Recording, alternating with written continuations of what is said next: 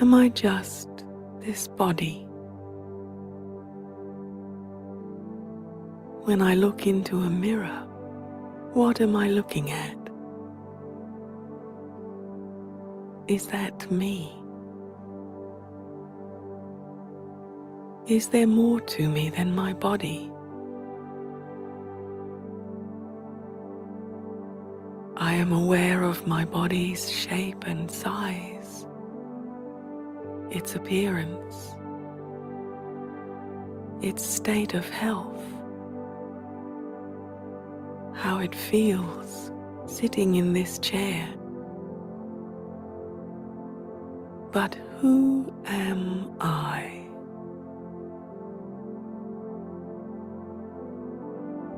When I introduce myself to others, how do I let them know who I am?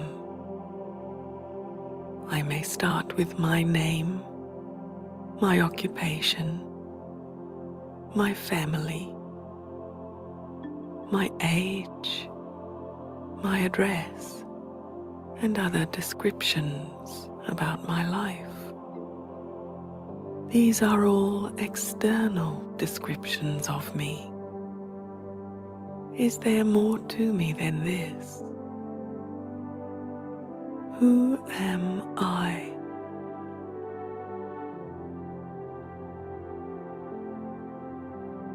I am aware of my memories, my experiences in life, the things I have done, the people who have affected me, and the places and events that have influenced me.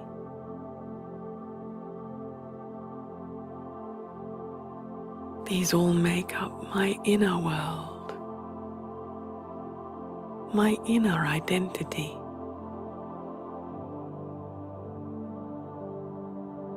All my experiences and interactions have shaped my personality and give rise to my thoughts and feelings.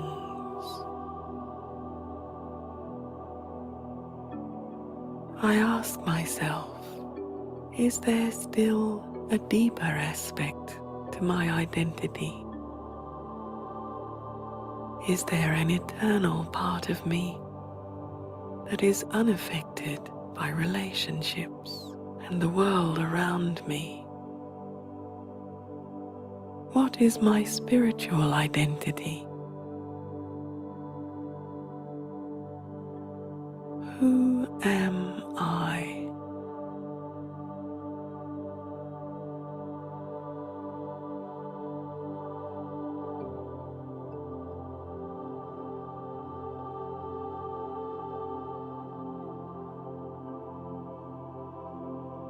My spiritual identity,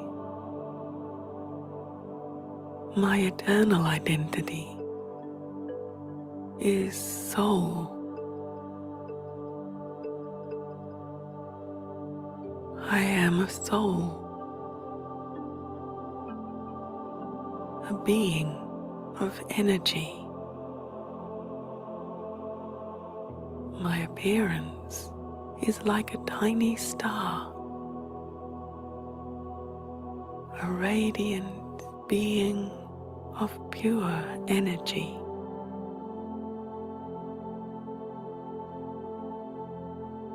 A spiritual being giving life to this physical body.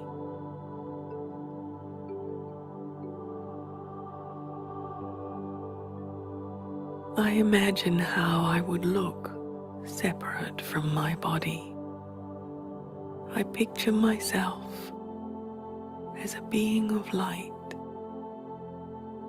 like a star, a tiny star, like the stars in the night sky.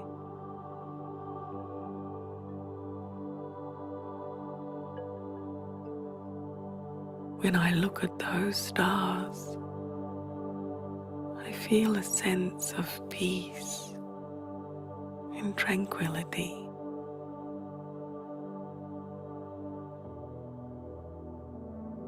Those stars in the sky are enormous worlds, but so far away from us that they seem like mere tiny sparkling points. There is an enormous world that makes up who I am, and that too is all contained within a tiny, tiny star.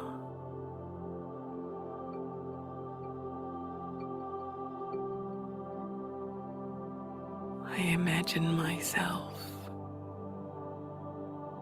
free from all the influences of my life, floating free as a star.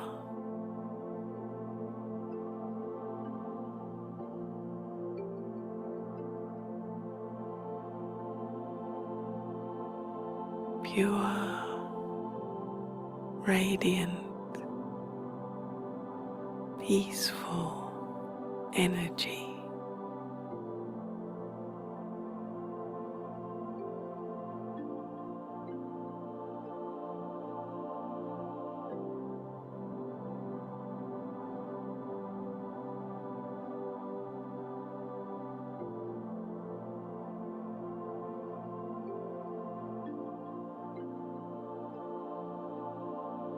Away from the influences of my life. Who am I? I am a being of peace. My spiritual identity is soul, and the nature of soul is peace. Not a momentary absence of disturbance, but a real and permanent peace. The nature of soul is love, not a needy, superficial love, but a lasting, spiritual love.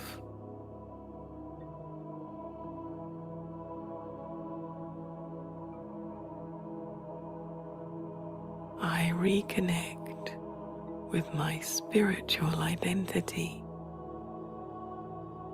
with my true nature of peace and love.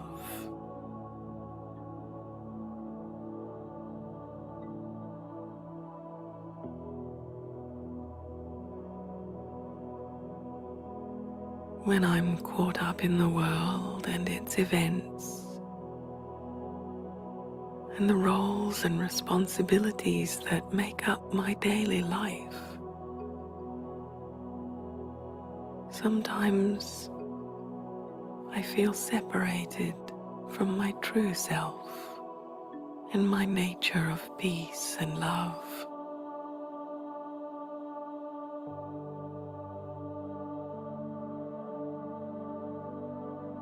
In this quiet moment, I remember that I am a spiritual being of peace and love.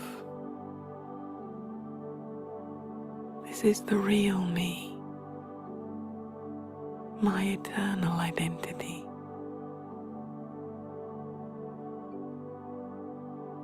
It feels good to be at peace. I sense once more that I'm sitting inside this body. My energy returns, and I know who I am.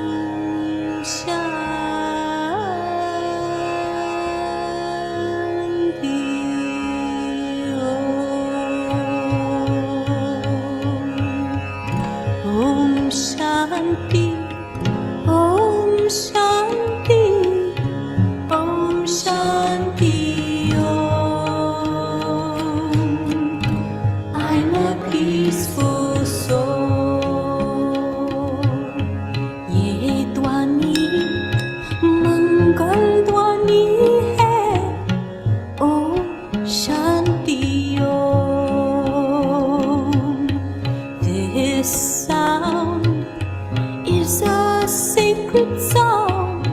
Om Shanti Om. Om Shanti Om. I'm a peaceful soul. बड़ा है सुख कर ये मंत्र मनोहर. Om Shanti Om. This great mantra brings such happiness that surrounds the soul. Om Shanti Om. I'm a peaceful soul.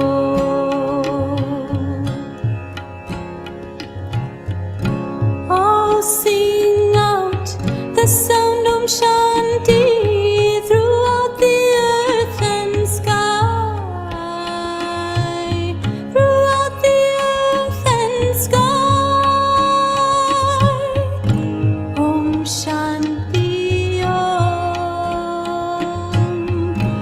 Om Shanti Om. Sing Om Shanti, burn negativity in the fire of God's love. In the fire of God's love. Om Shanti Om. Om Shanti Om. Om Shanti की महिमा समझे दुनिया की हर खोर. Tell people everywhere the sweet meaning of Om Shanti Om. Om Shanti Om. I'm a peaceful soul.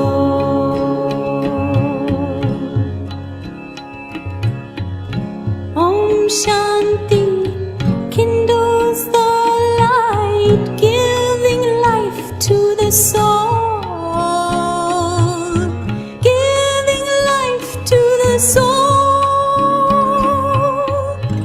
Om Shanti Om. Om Shanti dispels the darkness of mortal ignorance. Realize you're a soul. Om Shanti Om. Om Shanti की शक्ति से पत्थर भी होता मोम. The power of Om Shanti can melt the hardest stone. Om Shanti Om. I'm a peaceful soul. Om Shanti Om. Om Shanti. Let's sit in silence for some time first.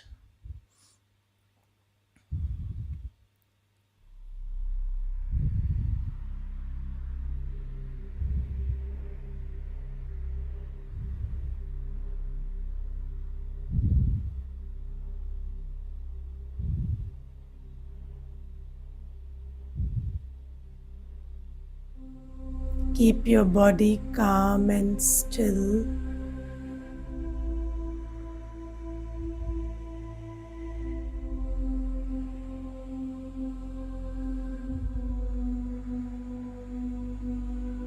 And become aware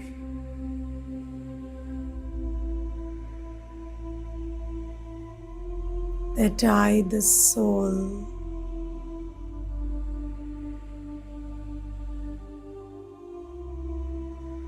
am sitting in the Karam Kshetra right now.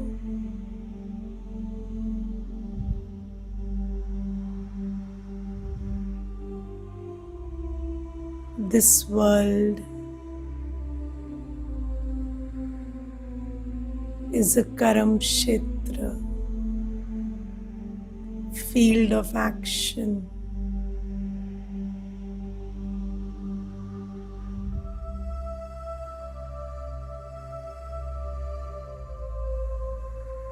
Karam Kshetra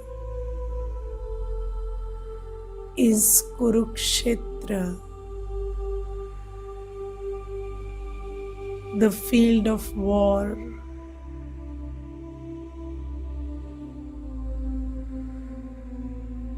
Look at yourself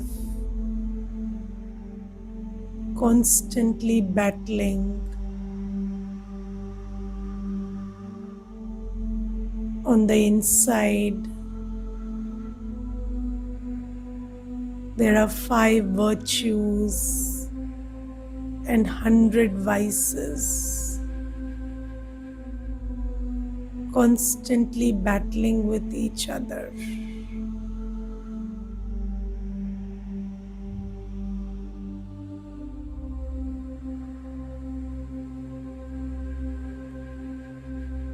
Right in the middle of this war,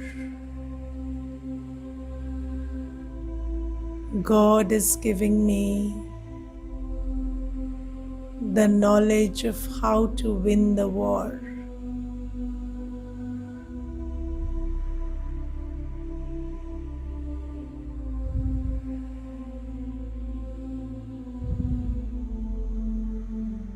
He has also started becoming a part of my inner voice. Now I experience there is a war and there is a guidance too.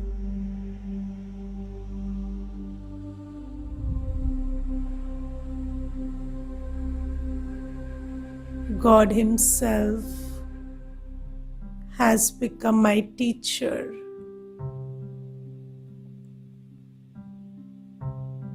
I had never imagined, neither in thought nor in dreams, that I would be the one who God Himself would teach.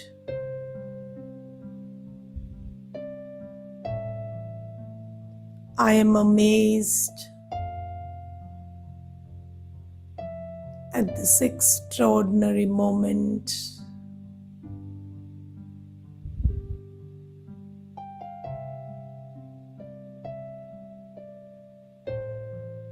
I prayed to God, but don't know if I believed He would come and rescue me.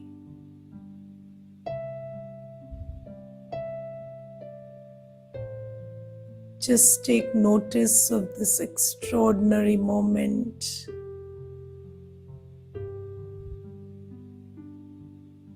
Where God Himself, the Supreme Soul, the ocean of knowledge, has become my teacher.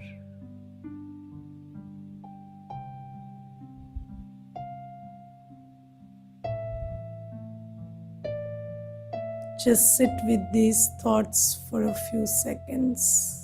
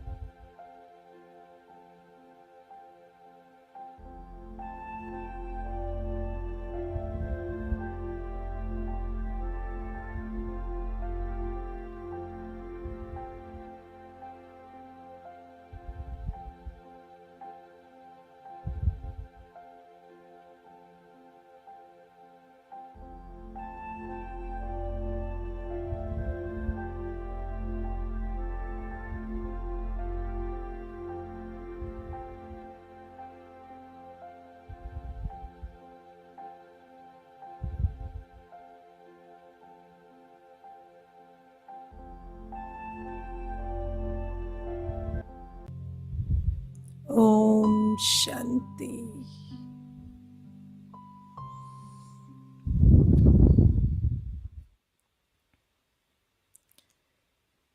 So you see that we used to hear that the knowledge of Gita was delivered on the battlefield while the war was going on, and it looked very impossible that how could somebody give knowledge in the middle of a war. So it's not practically possible that two people are having a conversation physically in the middle of a war. But this is how it is taking place. There is a constant war. We are in the war, the internal war that is always going on. And now Shiv Baba is talking to us constantly in the middle of that war and guiding us. And what is the main thing he is telling us? Nashto moha smriti labdha, which is the aim of Gita, which is you conquer all attachments and regain pure consciousness. So align with your true consciousness and win over all attachments. So let's understand what attachment is. So I told you there are 5 vices primarily: lust, anger, ego, attachment, and greed. So these are the 5 vices. Now if you look at them closely, what is lust? Lust is attachment to somebody's physical form. First, it is attachment to your own physical form, and then it is attachment to another person's physical form. That is lust. So lust is a form of attachment. What is ego? Ego is attachment to your own acquired self. So you are a soul, that is the self. And then there is an acquired self, the beauty, the qualification, the talent, the education, everything, the post position, the property, the name, fame, that is your acquired self. Whatever you acquire and think this is me. So when you get attached to it, that is called ego. And then there is greed. So attachment to things is called greed. And when we say attachment per se, so moho, so that refers to attachment to those souls who we think we have a relationship with. So attachment to parents, siblings, children, all of this falls under moho. So basically all these vices are different forms of attachment. And when do we experience anger? When the object of our attachment is being taken away from us, or it is attacked. So if the object of our attachment is attacked, then we experience anger. So basically we are all day we are getting attached to something or the other, and that is the root cause of sorrow or anger. So I gave you that cycle of sadness, anger, and fear. So there is, first you get attached and then you think you own it, and then when you lose it, because you're bound to lose it, then you feel sad. And when you can't handle sadness, you blame and you get angry. and then you feel fearful for losing it again. So this is how it is all going, and these are the vices. So Baba says you have to conquer attachment. You have to operate with bodies, operate with things, operate in relationships, operate in this world where you will acquire a self that is based on the external identity, but do not get attached to it. That is, your feelings, your inner state should not depend on these things. So all these things will be there, and there is nothing wrong or bad or anything.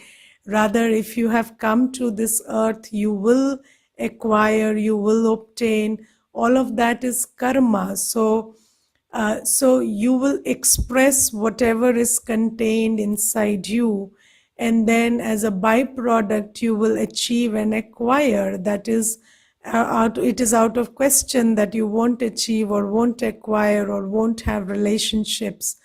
But Baba says no, that all this is transient and you have to stay unattached to it. So, and remain in pure consciousness that you came alone, you will go alone, you only belong to the one that is God, and that one is your eternal companion, the one who nourishes you, sustains you eternally.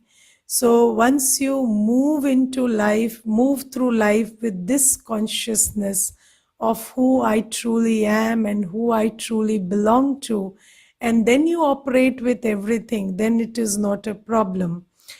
Now, I will tell you something very, very easy and very nice that Baba teaches us, that is indirect karma. So, Baba teaches us that you engage with your body, you engage with other souls, you engage with matter, you do your work, but keep Baba in between. So don't engage with anything and anyone directly. So you see, while I am giving you this class, I keep Baba in between. And how do I keep Baba in between? I tell myself, these are Baba's children, I am Baba's child, and I am giving this class on his direction.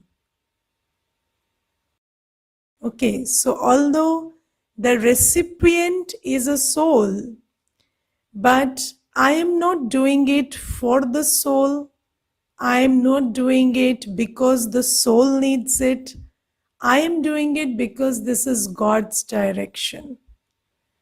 So when I am doing it because this is God's direction, so I am free from how you reciprocate to this class. So you may like it, you may love it, you may not like it, and then it doesn't affect me, because that whatever you do has a consequence upon your relationship with God. It has got nothing to do with me. And tomorrow, if you decide to cooperate in any manner, for example, you decide to support the whole institution by way of helping in any manner, maybe financially or physically or in any way, then you are not giving that to me, you are giving that to God. So whatever return you get will be from Him, not from me. So I am doing it for Him, you are doing it for Him. And so we are both having a karmic account with God, not with each other.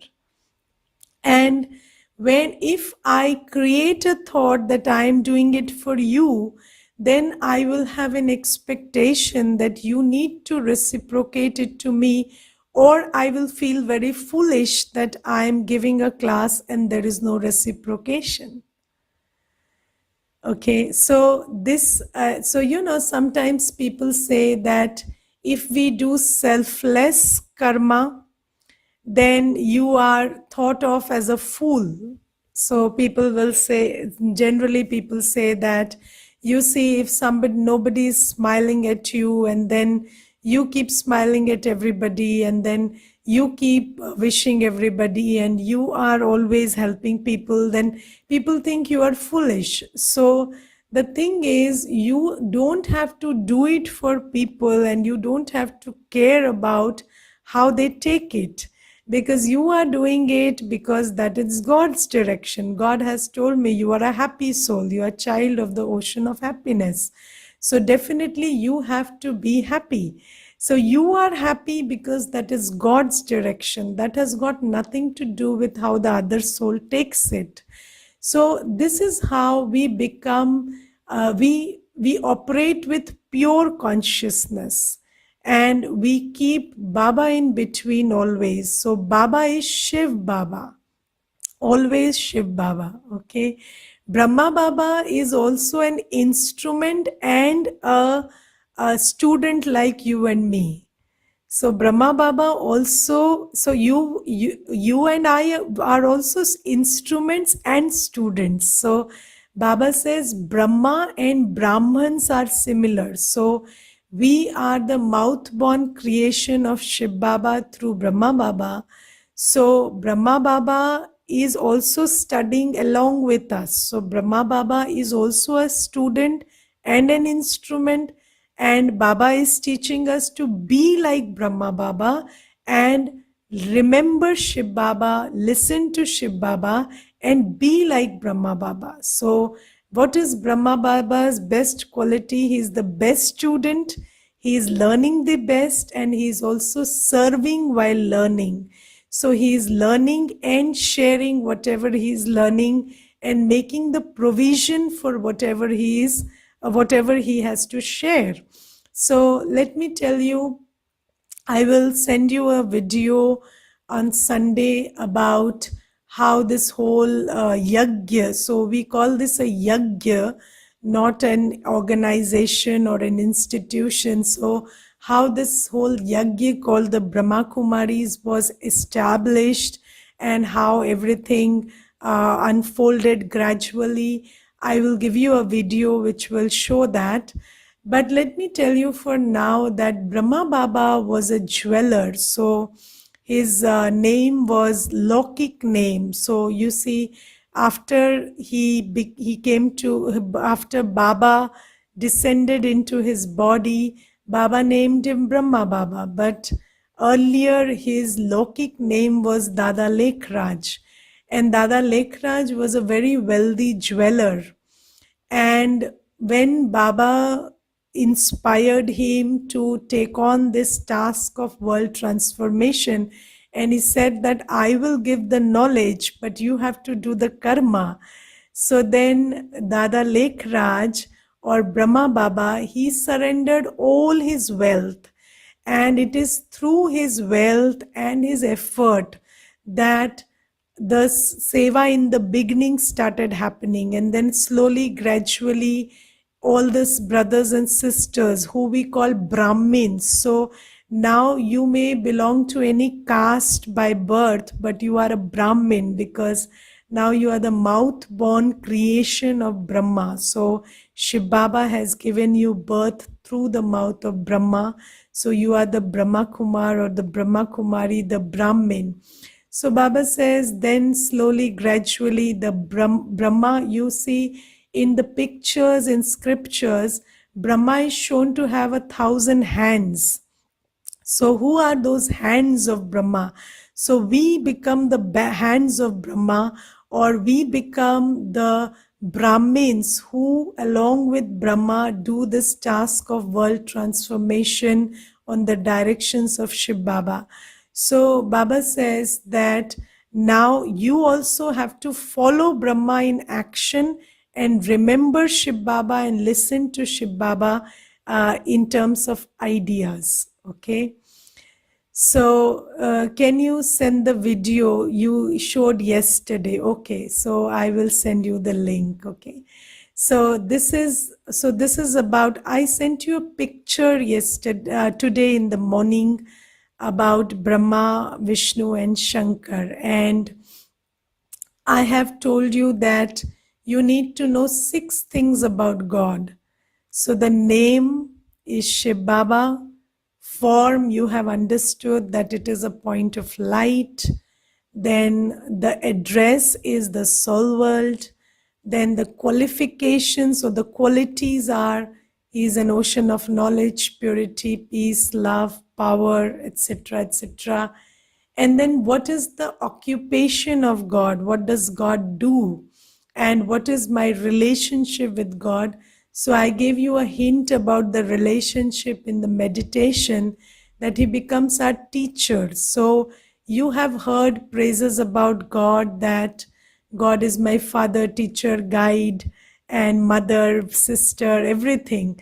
So God actually practically carries out all the relationships with us, and we will talk about all of them in a later class.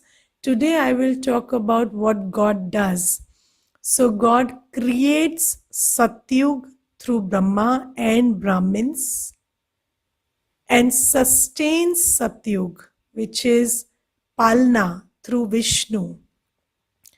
And there is the Vinash of Kaliyug through Shankar.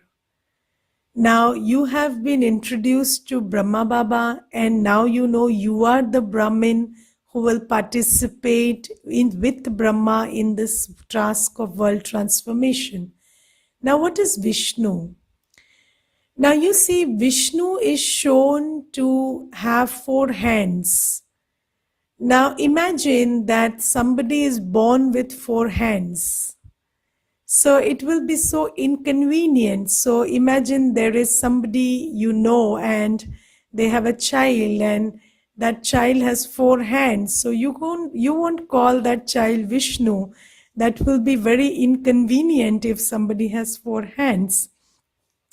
So we always create these pictures of deities having 4 hands, 8 hands. So these hands are not physical, they are symbolic. So what is the symbol behind the 4 hands of Sri Vishnu? So Vishnu is not one person. Vishnu is the combination of Sri Lakshmi and Sri Narayan. So the 2 hands belong to Sri Lakshmi and 2 hands belong to Sri Narayan. And Vishnu is a symbolic representation of female and male synergy in Satyug. So in the golden age, in the world we are creating, the male and female bodies, the souls in male and female bodies will work in synergy, and that is represented by a person with 4 hands. And that synergy is the synergy between Sri Lakshmi and Sri Narayan. And when we say Sri Lakshmi and Sri Narayan, they are the king and queen in Satyug. And who are you and me in Satyug? We are also the deities in Satyug. So you see, we will all transform into our pure state, our original state, and our original state is that of a Devta. And when we are there in the original state, then the number 1, who is right now the number 1 in the task of creation, will also become the number 1 in the task of sustenance. So that is Brahma Baba will become Sri Narayan. And I will introduce you to Mama, and Mama will be Sri Lakshmi, and we children will also be part of the deity clan in accordance with the effort we make right now. Now, you must understand one law today. The law is the one who creates sustains. So whoever creates has to sustain. So if I am becoming the instrument for creating you right now, I have to sustain you. So I cannot stop giving you a class after 21 days and say that even if you want to continue, I have only this much of time. No. If I have sown the seed, I have to sustain, I have to be available, and then keep calling out to you that you keep continuing. So when a parent gives birth to a child, do you need to have a law that the parent needs to take care of the child? No. One who creates has to sustain. This is the law. So when the parents have created the physical form, they have to take care of the physical form. And if they do not take care of it, they will be held accountable. So similarly, you cannot go and sustain Satyug or participate in Satyug if you don't participate in the process of creation. So you don't have a right to Satyug if you don't participate in the creation. So when you create Satyug right now, you sustain Satyug. So Satyug is created by Brahmins who then become deities and sustain it. And the number one Brahmin is Brahma Baba and Mama. Mama, I will introduce to you. So they are the two main ones, and they will be the main ones sustaining it in the form of Sri Lakshmi and Narayan. And we will also be there with him, the way we would be with him now. So if you develop a very good relationship with Baba in this task of creation, you will come very close in the dynasty also.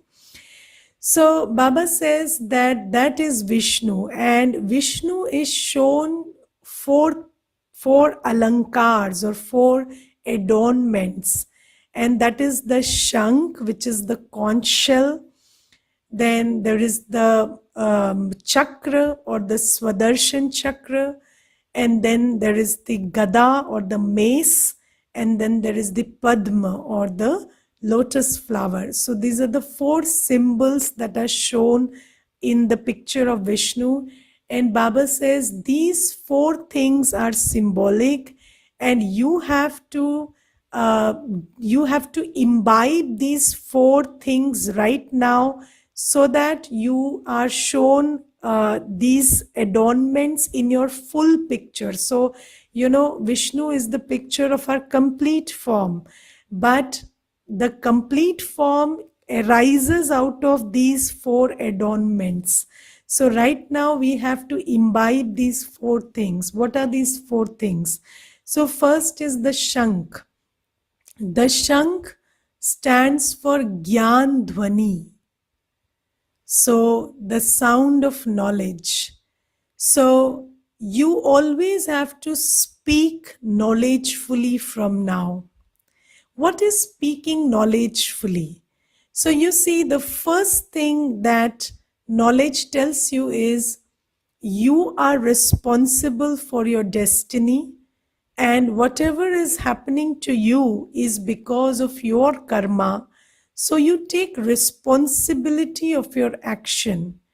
And the second thing that knowledge tells you is you take responsibility to develop yourself spiritually enough by learning and connecting with Baba, so that you become powerful and knowledgeful, and you are able to transform your karma the way Baba tells you. So this is pure knowledge. And you see, there are so many people in your friend circle and in your family who keep calling you and sharing their problems with you. What do you do? Do you support them in their blame culture, or do you feel sorry about their sorrow, or do you endorse their fears, or do you tell them how to deal with them? So, do you tell them that you have to take responsibility and attend the course, and you have to take up the spiritual practice yourself and empower yourself? You can't complain about the weather if you are not wearing your sweater. So, this is something that you need to bring to the world. And I will tell you one thing. So, there was this brother, and he told me, he asked me a very nice question. He said, Didi, there is something that one should hear, and there is something that one wants to hear. So when somebody comes to me, they want to hear something, but they should hear something else, which is according to knowledge. So, what should I tell somebody? That which they should hear or that which they want to hear? So I said, they should hear what they should hear, but in a manner that they would like to hear it. So, whenever you are giving knowledge, so you see the shank or the conch shell has a very unique sound. So the sound is sweet and piercing also. So knowledge is very effective. It kind of, rattles you. But then it is very sweet as well because it has to be given with a lot of good wishes and good feelings. So when you have this good wishes, a heart full of love for anybody, and then you are giving this knowledge, then you are like making the shank dhwani from your own mouth. And then there is this Swadarshan Chakra. So the Swadarshan Chakra means always keep looking at yourself. So the opposite of Swadarshan Chakra is Pardarshan Chakra. So right now it is all about what are they doing, what are they thinking, what is happening outside, and what is going on in the world. That is Pardarshan. You are looking at the other. But Baba says no. Don't think about what the others are doing. Think about how you are thinking about what others are doing. Think about how you are responding to how others are behaving. Because your response will create your destiny, not what is happening outside will create your destiny.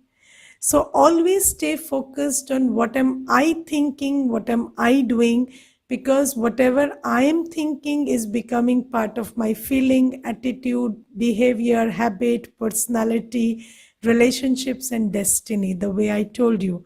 So you must always keep your focus on how I am responding, what am I thinking, what am I feeling in this situation. Okay, and change that. Then the third one is the mace or the gada. So the mace is the power to say no. So now that you are learning how to distinguish between good and bad, right and wrong, so you must have the power to say no. So somebody is dumping you with stuff that is messing up with your thought process. You should have the power to say no. So you don't allow anybody to dump their garbage of their mind onto you, or you don't allow anybody to mess up with your morning schedule, because morning shows the day. So have you started waking up at 4? How many of you started waking up at 4? Did anybody do that? Okay. 1. Okay. So you must start doing that. I will tell you one thing. So there was this sister, and she told me once that, Didi, today I woke up at 4 and I meditated. And then for 4 to 5 days, she kept telling me, Didi, I can't wake up at 4. It is so difficult and it is impossible, next to impossible. So then I said, how did you wake up at 4 the other day, and every other day you keep telling me it is impossible? So she told me, no, Didi, you don't understand. That day there was a special provision made by God. So I said, what was the provision? So she said, you see, we have water supply generally at 6 in the morning. But that day the water supply was released at 3:30 in the morning. So I had to fill the tank. So I had to switch on the motor and wait until the tank gets filled. So I thought, okay, this is a godsend. So I switched on the motor and then I waited. And in that time I meditated, and then I switched off the motor and I slept. So you see, Didi, if there is no water in the tank, then we can't go on about the day. So this is why I had to pay attention. So I said, you understand that if the overhead tank is not full, then you can't have water all day. But don't you understand, if you, the soul, are not full, then you don't have virtues all day. You don't have power all day. How do you operate? So you should be interested in this water supply also, which takes place at 4 a.m. every day. So then she said, yes, Didi, you see, we are also material conscious, that if I have to catch a flight or if I have to switch on the motor, I will get up. But I don't get up because I don't understand the importance of nourishing myself in the morning. So you must understand that that is the time you have to fill yourself with the love, the power, the strength from God, so that you can operate with that power all through the day. So Baba says that if you pay attention to this discipline, and then there is a situation where somebody is there at home, and then because of them you have to sit up late, and then you have to sleep late, then you should have the power to say no. And then you see the mace is झुकी हुई, so it's bent, not standing upright. Why? Because you have to say no always with humility. So you have to take care of not spoiling the relationship, and also take care to honor your boundaries. So Baba is giving us maryadas, which are spiritual boundaries, and you must know how to take care of your spiritual boundaries while not humiliating anybody or not rubbing anybody the wrong way. So that is how you hold the mace and keep it always bent so that nobody gets hurt. So people should know that you have your own boundaries, you have your own disciplines, and they don't pester you if you honor your disciplines, but you also keep that relationship going in a beautiful way. So this is the symbol of the Gada. And then there is the lotus flower. So there is a very good comment here. I did it only once, the Amrit Vela, and the day was beautiful. So you know from experience that when you listen to what God says, you are always in a prophet situation. Okay. Then there is the lotus flower. So the lotus flower stands for purity, and you have to stay pure while living in this world of purity. So, in Satyug, in the golden age, there is no lust, anger, ego, attachment, and greed. So you live in this world full of lust, anger, ego, attachment, and greed. But you have to stop yourself from getting triggered by it. So, do you know that vices trigger vices? So, when you are so let's say you are watching a scene on television which involves lustful activity. And then when you are watching that scene, then your own sanskar of lust gets activated. So that is why Baba says you are living in a world where there is a constant vibration of lust, anger, ego, attachment, and greed. So when you are in this environment, you have to take very good care of not inciting your own vices, not allowing your vices to get triggered in the face of other people's vices. So you see, you are with a person who is getting angry. And then what usually happens is his anger becomes your anger.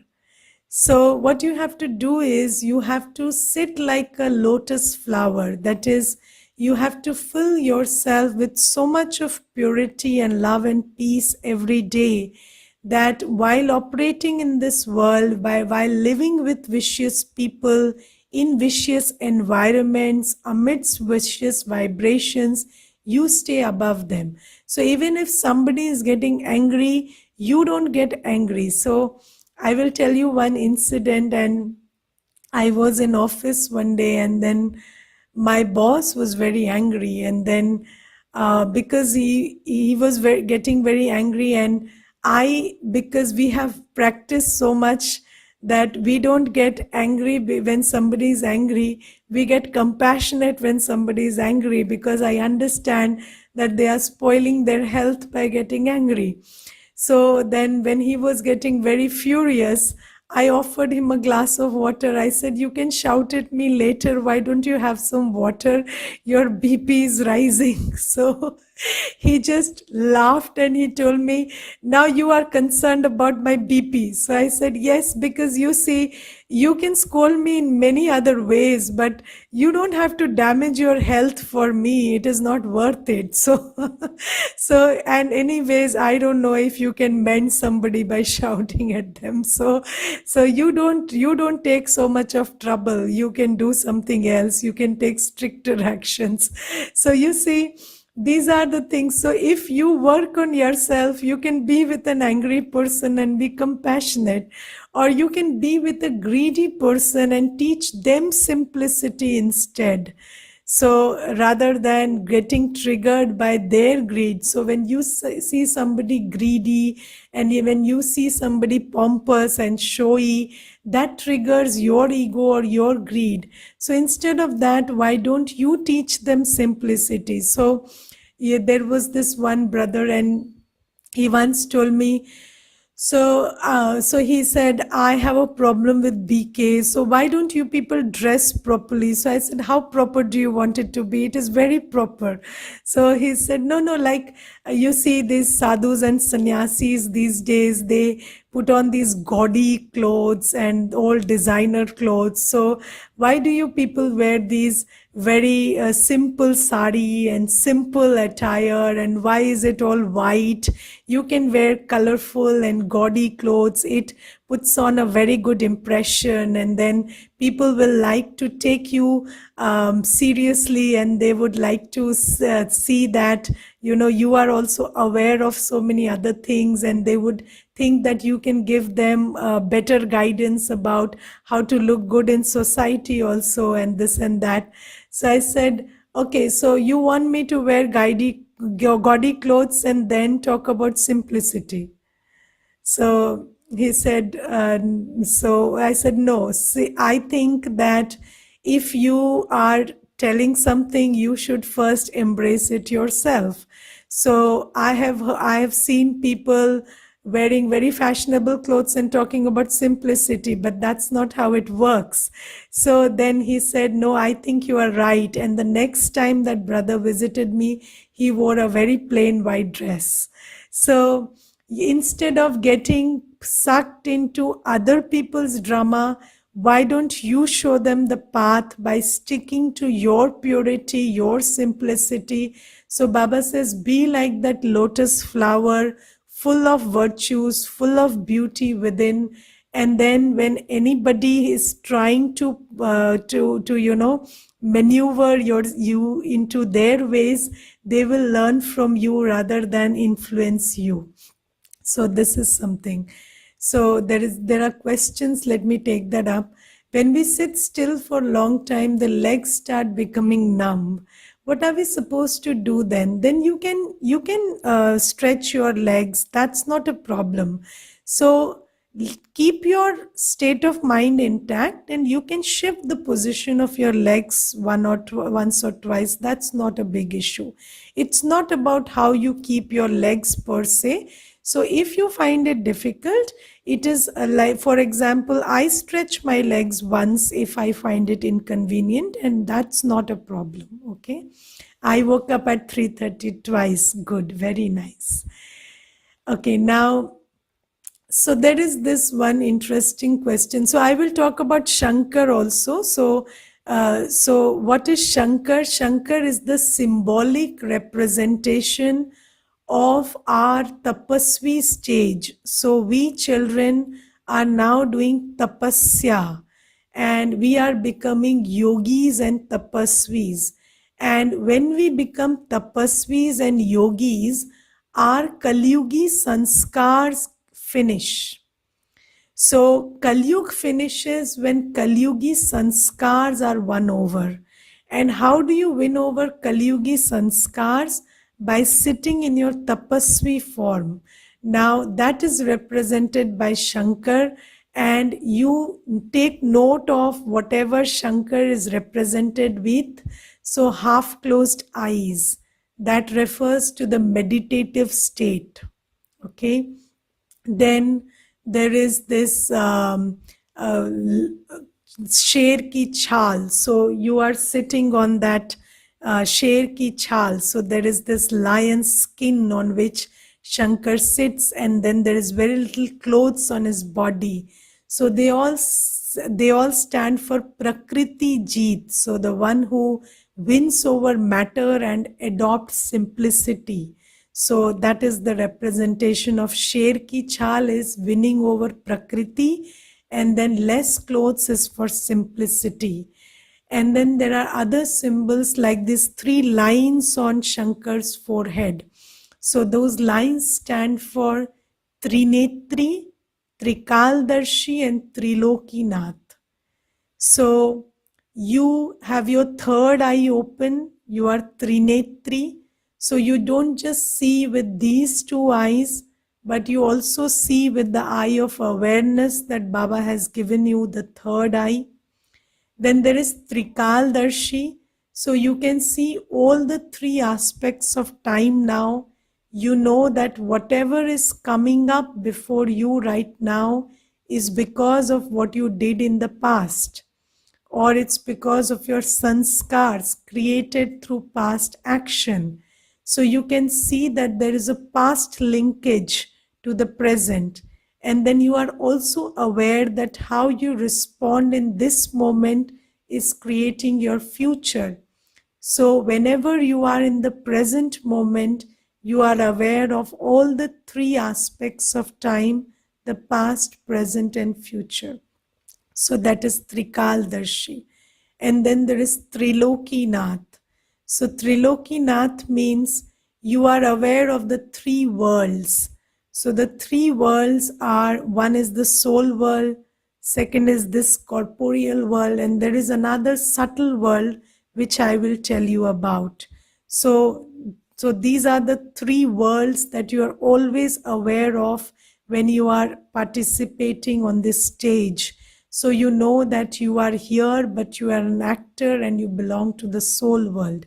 So these are the various symbols in Shankar's pictures. There are many symbols, but I will talk about them off and on as time permits, because that's a whole chapter in itself. Okay.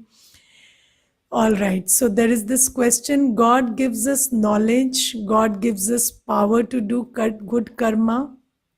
The first point I understood, that He gives us true knowledge. But how exactly He gives us power? Apart from giving knowledge, which currently you are giving to us, what is His role in my life? Because ultimately it is my effort on my consciousness to empower myself.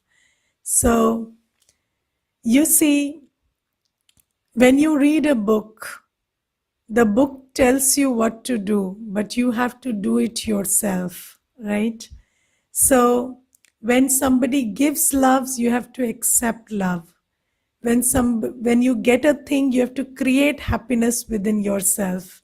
So these days, you see, because the souls have got numb and depleted, so even if you get a lot, you can't create that happiness or that joy, because you are not creating it yourself. So anything you experience cannot be given by anybody. It has to be your karma always.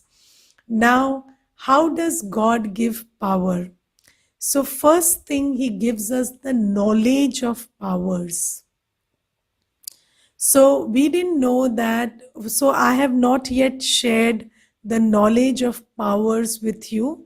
So Baba gives us the knowledge of powers. First thing, He tells us that the 7 qualities also work as powers. So peace is a power, purity is a power, happiness is a power, love is a power. So He gives us these powers by giving us the knowledge. Then there are other powers, the 8 powers, which we will talk about then. Second thing is, how does he give us power? So he is the embodiment of those powers. He is the embodiment of knowledge, embodiment of purity, embodiment of peace, embodiment of tolerance, embodiment of the power to face.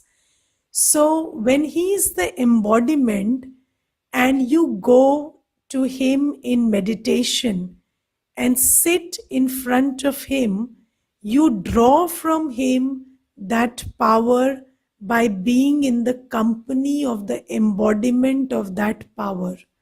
So, just like if you meet a person who is very disciplined, so you take that virtue of discipline from him by virtue of his company.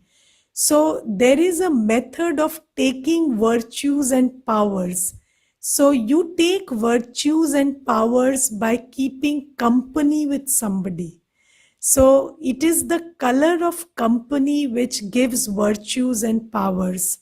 So similarly, when you go to God in meditation and you sit before the one who is just the ocean of peace and purity, then in sitting with him and in knowing that you are made in his image, you start imbibing those qualities within yourself. So you take power from God in meditation. And how do you do that? By sitting before him in the consciousness that I am his child and he is the ocean of peace, and start looking at yourself as his image, his reflection, and experiencing and imbibing that virtue in yourself. So that is how he gives you power. Okay. Yesterday you showed one video. In which age are we now? We are in the confluence age. I will tell you about that. I mean, in Kali Yuga or in Iron Age. Kali Yuga and Iron Age are the same, okay? And in between Kali Yuga and Satyuga, there is the confluence age. This Baba is teaching us the way to move from Kali Yuga to Satyuga. So we will understand other things in detail. So today you understood how God is establishing heaven and destroying hell by shifting our consciousness to that of heaven and shifting our consciousness to the fact that I am a heavenly deity in my original form. Okay, tomorrow we will understand more. Om Shanti. Let's meditate.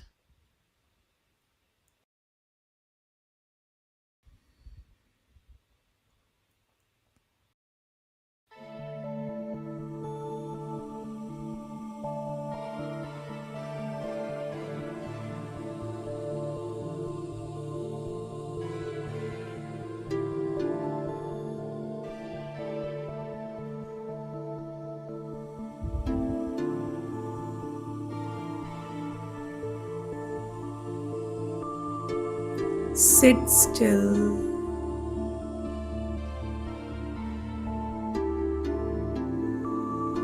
and know that you are a soul.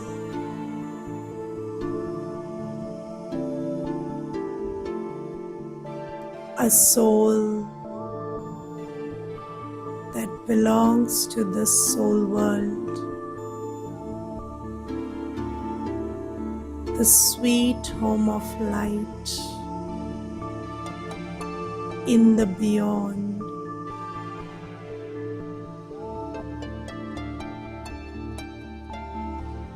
Take your mind to your home and to God.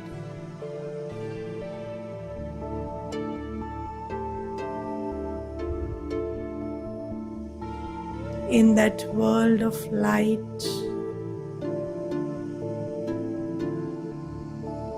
I, the soul, sit in my point form before Baba, the supreme point of light. Just look at Baba. Baba is so still,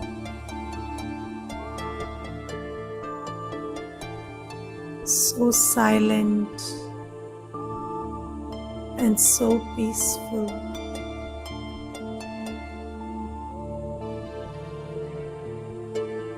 Baba is like this still point of peace, the ocean of peace,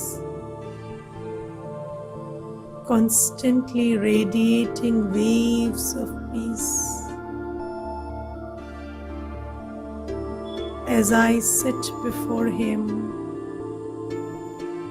as a sweet child,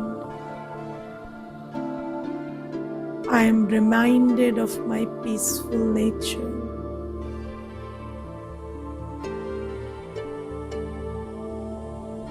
I am made in His image. He is the ocean of peace. I am the point of peace. He is still. I too am still. He is absolutely silent. I am silent too. He is radiating waves of sweet peace. I too am doing the same. I am His child. Feels like we are combined with each other in this moment.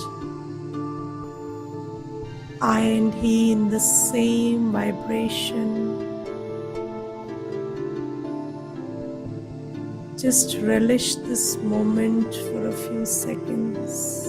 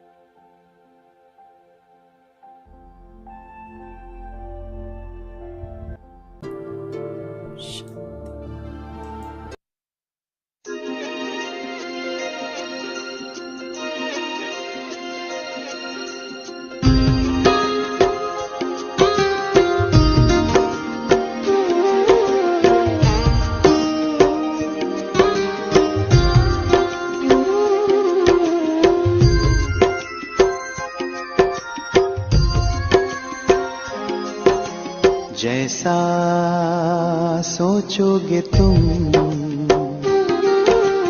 वैसा बन जाओगे, जैसा कर्म होगा वैसा फल पाओगे। श्रेष्ठ कर्म का आधार है खुद का कर लो दर्शन, यही जीवन का सार है, यही जीवन का सार है। जैसा सोचोगे तुम वैसा बन जाओगे, जैसा कर्म होगा वैसा फल पाओगे।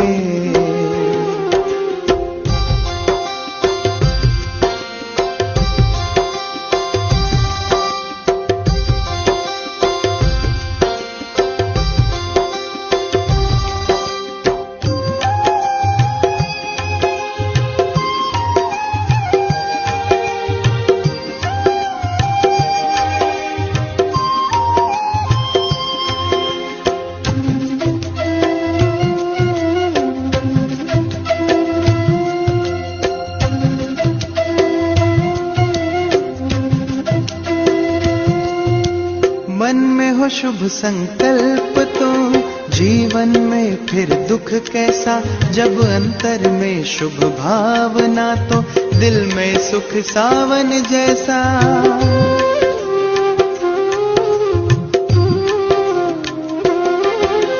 हार कर जो ना हारे, जीत उसी की होती है, घनघोर अंधेरे में भी जलती जगमग उसकी ज्योति है। जैसा देखोगे तुम